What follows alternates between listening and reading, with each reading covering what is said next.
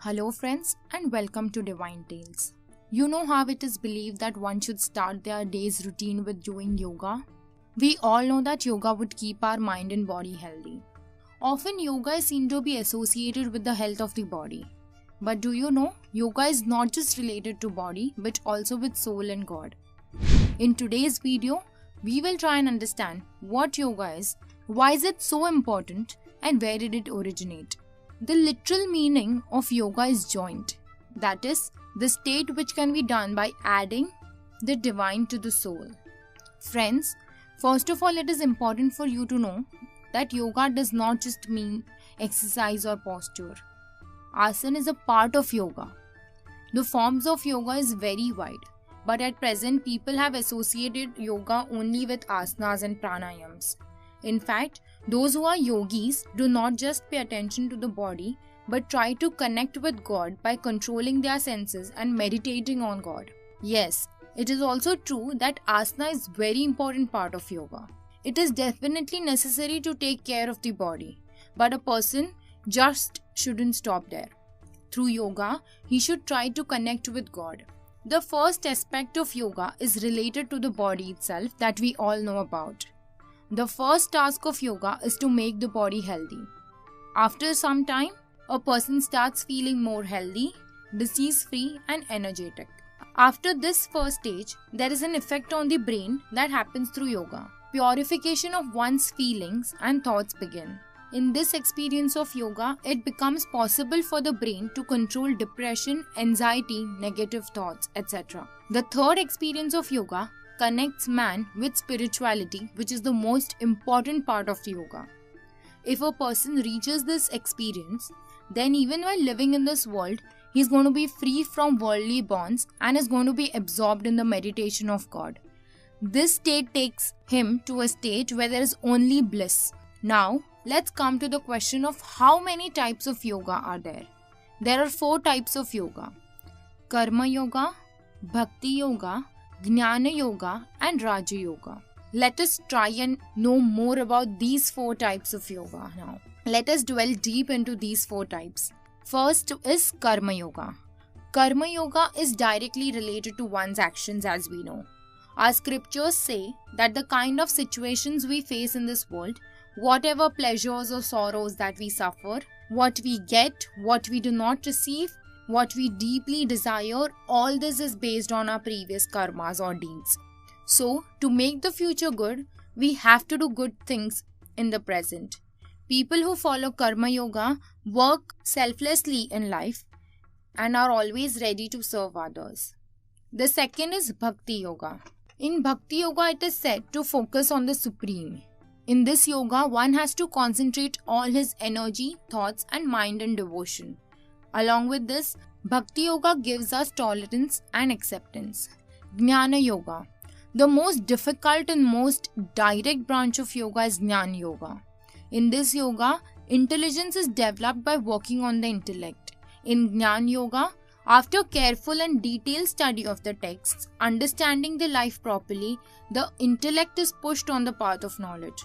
In fact, a jnani is one who understands the purpose of one's own existence. One who knows the true meaning of Brahma and lives only by focusing on that divine being. The last is Raj Yoga. Raj means emperor. In this, a person acts like a monarch, acting with confidence and independence. Raj Yoga is the path of self-discipline. Apart from these 4 types of yoga, Maharishi Patanjali has told 8 major limbs of yoga.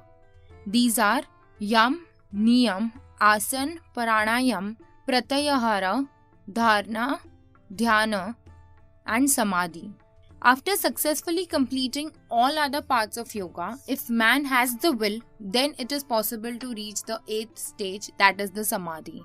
Asana Yoga is of paramount importance in Raj Yoga and it is also simpler than others. Maharishi Patanjali has said that to know God, one has to start from his body. He would then know the truth of himself and his birth. The mind will change only if the body changes. Only when the mind is fully healthy, the soul of a person will be able to do yoga. Presently, many people follow yoga, pranayam and meditation. Among these, the number of people who follow meditation is very less. Many people try to achieve mastery in the first 5 limbs of yoga, but they do not include these 8 limbs of yoga in the process, due to which they do not get full benefit of it.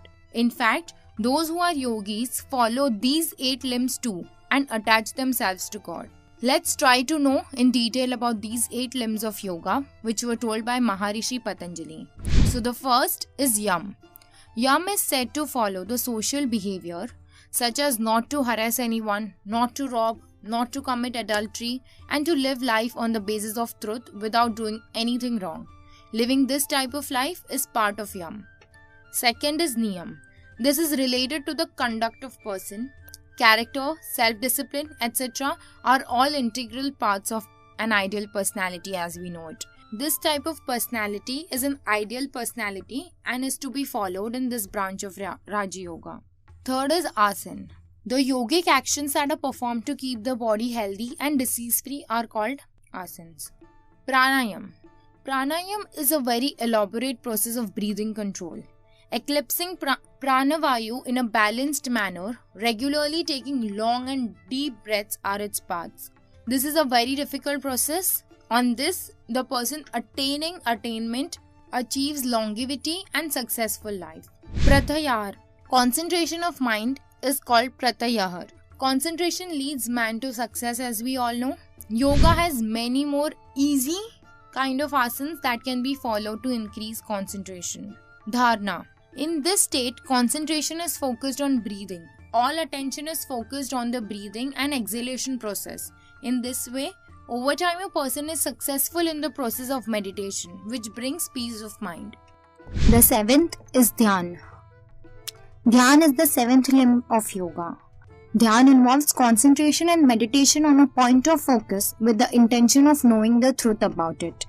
The 8th and final stage is Samadhi. Meditation is controlled when the person reaches the state of Samadhi. That is, he becomes absorbed in Parabrahma. In this state, the person attains ecstasy and experiences bliss. Now, let's come to the question, when and how did yoga start? It is said that a yogi arrived in the Himalayas about 15,000 years ago. Nobody knew about his past and present. Days passed, but he did not say anything. His body and face were such that a crowd of people started gathering to see him. Everyone asked about him, but he did not answer. He sat at the same place for months. People thought that this was nothing short of a miracle. He was stable in one place without eating or drinking anything.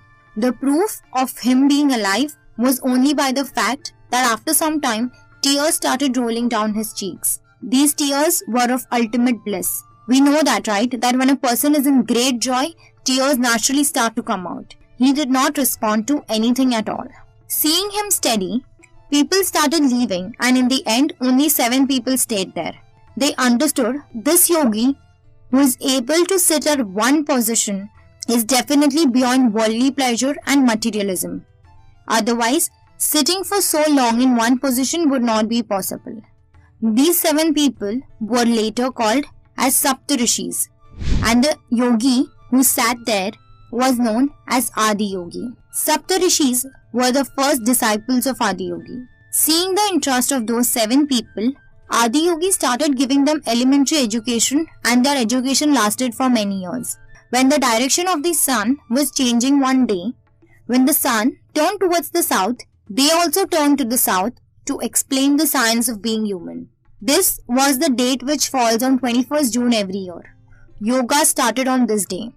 That is why this day has been declared as International Yoga Day by the United Nations. When there was no religion or caste on the earth, yoga was started. He described in detail the mechanics of being human to the Saptarishis, in which he explained 112 ways through which a person can achieve his true state or ultimate bliss, and the whole yoga science has been following these paths. The Saptarishis went in different directions, preaching yoga, and thus yoga started. Hope you liked our today's video on yoga. If you did, please like and share this video with your friends and dear ones. Also, do not forget to subscribe to our channel, The Divine Tales English, and click on notification bell to get notified about new videos. That's all for today. Thank you.